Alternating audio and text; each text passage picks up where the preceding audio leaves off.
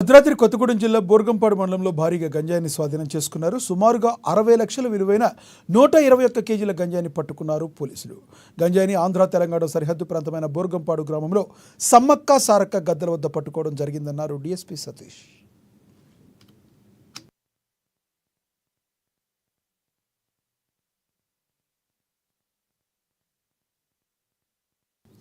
గంజాయిని సీలేరులో కొనుగోలు చేసి ఆంధ్రప్రదేశ్ పశ్చిమ గోదావరి జిల్లా వింజరం వద్ద గోదావరి నది దాటి పడవపై తీసుకొస్తున్న సమయంలో బోర్గంపాడు వద్ద పట్టుకున్నామన్నారు.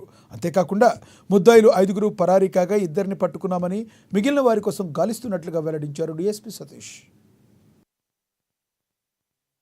ఏంటంటే ఇప్పుడు ఒడిశా రాష్ట్రం నుంచి గాంజా తీసుకుని వచ్చేసి ఇక్కడ ఎవరికైతే దాన్ని అలవాటు పడి సేవించే అలవాటు ఉందో వాళ్ళకి అమ్మినట్టయితే ఎక్కువ డబ్బులు సంపాదించాలనే ఒక ఆలోచన వచ్చింది వీళ్ళందరికీ. దాంట్లో భాగంగా ఏంటంటే దీంట్లో ముఖ్యంగా ఇప్పుడు ఈ మధ్యకాలంలో మనము ఈ గాంజా ట్రాన్స్పోర్టేషన్ పెరిగిపోతుందని చెప్పేసి భద్రాచలము బ్రిడ్జ్ దగ్గర 24/7 ఒక చెక్ పోస్ట్ నడిపేయడం జరుగుతుంది. ఇది మీ అందరికీ తెలుసు.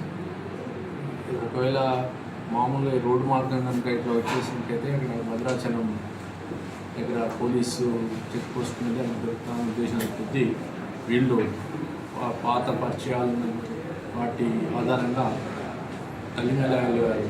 ఒరిస్సా రాష్ట్రంలో కలిమెల వెళ్ళారు. అక్కడ భీమా అనే దగ్గర నుంచి సుమారు 120 కేజీల గాంజా తీసుకొని ఈ వాంప్రోత్ సాయి కుమార్